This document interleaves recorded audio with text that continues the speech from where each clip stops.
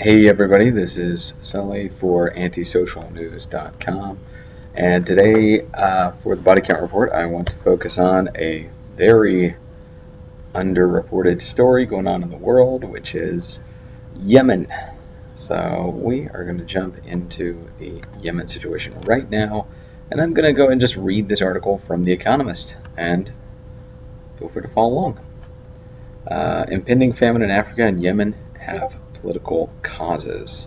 Millions of people are at risk of starvation in Nigeria, South Sudan, Somalia, and Yemen. So the graphics here.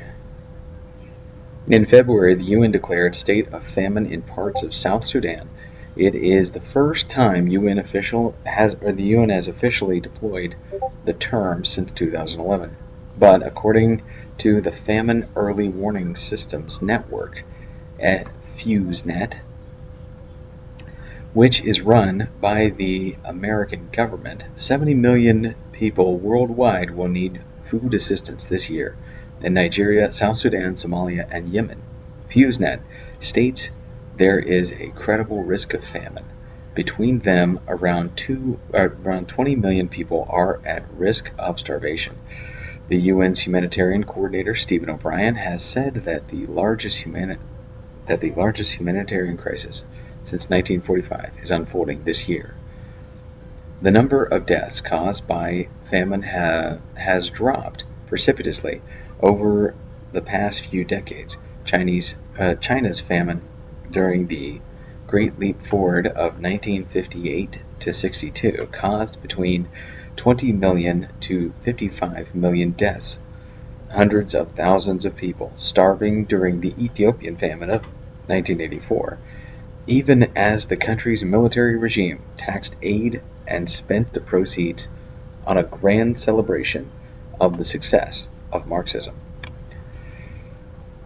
The causes of famine are mainly political. The situation in the South Sudan, Yemen, and Nigeria are no exception. War blights all of these countries. In South Sudan, where 5.8 million need food assistance, the government binds delivery of aid in red tape and frequently denies deliveries. Aid workers suggest that by doing so, it prevents supplies getting into the hands of rebels, who might then sell them to buy weapons. The main port in Yemen has been bombed out, and the lengthy permit process required to get food through maritime blockades means that it is often spoiled.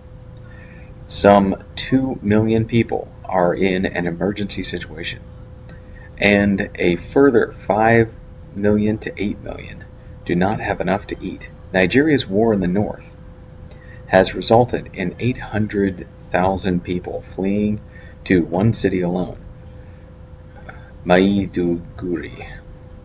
Many aid agencies do not want to deliver supplies to dangerous rebel-held territories. Sadly, the global response has been inadequate. Western governments and aid agencies have invested large amounts of money, but done little to address the political problems that cause starvation. In South Sudan and Yemen, they acquiesce to the obstacles that governments place on distributing aid. In South Sudan, it has proven impossible to introduce an arms embargo or sanctions. In Yemen, Britain and America supply most of the weapons used to bomb Houthi rebels. America has also given logistics and intelligence support to Saudi Arabia's war efforts for 2 years. And so, famine, which should have been abolished throughout the world by now, is coming back. Okay, I'm going to put the link. It says read the full article here. Basically, wars are blocking, the Saudi Arabian conflict in Yemen is blocking food to the people. Same with Sudan, Nigeria, and Somalia. I'll put a couple more links to talk about the conflict going on in Yemen between Saudi Arabia and the Houthis. These are a Shia-supported rebel group, and I don't know if you're with me on this, but these guys don't look like don't look like Shias to me. I'm so used to Shias being like Persian guys, just wearing shirts and pants. That's jarring to see Shias dressed like that. Here's another one from The Guardian. The point of no return as conflict leaves almost 7 million close to famine. Poor baby. Aid agencies have warned that Yemen is at the point of no return after new figures released by the UN indicated 17 million people are facing severe food insecurity and will fall prey to famine without urgent humanitarian assistance. So read up on this story. This is, I think, one of the biggest stories close to our allies that might have the largest, not to overuse the titular subject, but the largest body count. And I think it's important that we look at this. So if people could follow the links in the description of this video, and the list will be there for you.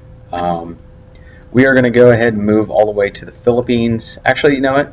Let's go right next door to the Arabian lands, to Israel. Very interesting story here.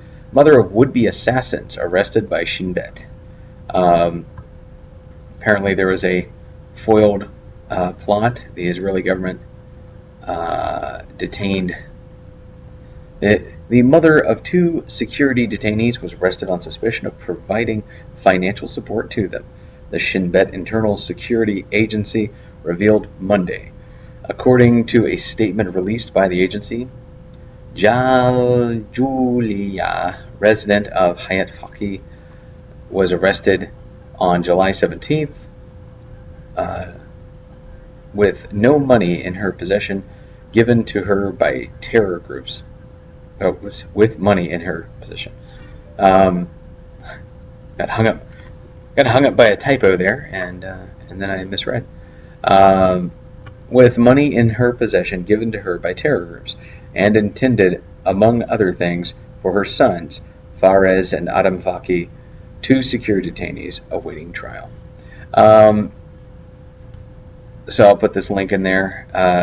Learn how the Israeli government keeps people on their toes out there in Israel.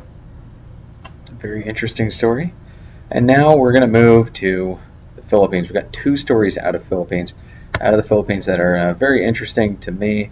As I've been discussing, the Philippines has 2 hyper right-wing violent religious militias that spun off from the Mindanao Independence Liberation Front. One is called Abu Sayyaf, and the other is Maute, and covered some of the battles between the federal government of the Philippines versus Maute. But this is a story, and you're just going to have to go and read this one. Unfortunately, there's no good visuals in here, but incredible story. They are fighting the Abu Sayyaf group, and good luck. And yeah, kill them all. They're murdering hostages. They're following in ISIS's footstep. Disgusting. So good luck to the Philippine government. I hope they kill all Abu Sayyaf. I hope the body count rises on the other side of that conflict. They stop having the opportunity to kill hostages. Now here's another group of bad guys that are really acting out, and ironically they were sort of an accepted bunch in the Philippines, and now that the federal government is acting out in a way of northern aggression, they are acting like Confederate rebels, and they're attacking the government and attacking people like Fenians. So the New People's Army, a communist group, has been attacking people. So fake news reports are very alarming to us, and some of the parents refuse to send their children to schools for fear that they will be kidnapped by MPA rebels. Some teachers told Militia Times in an exclusive interview Monday, principals of Talangapur Elementary School in Santa Maria town where government troops and MPA rebels clashed on Friday, belied reports about the abduction of their students, contrary to the reports circulated on social media and aired in Metro Manila-based radio. Well, this is an interesting story.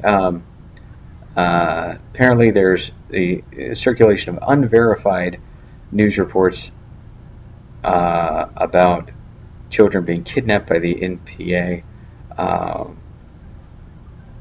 but they are still clashing with the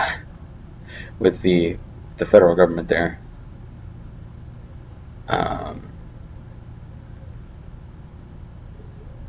Wow. So this is one of the groups that Duterte has vowed to rout since they started attacking the military. So that is it. I'm gonna have to call this an episode and get going. This has been the Body Count Report for Monday, July 31st, 2017, and we talked about the Houthi rebels, the famine in Yemen, the Abu Sayyaf group decapitating people, and Israel taking out a terror plot. So I hope everyone out there has a good day and stay safe.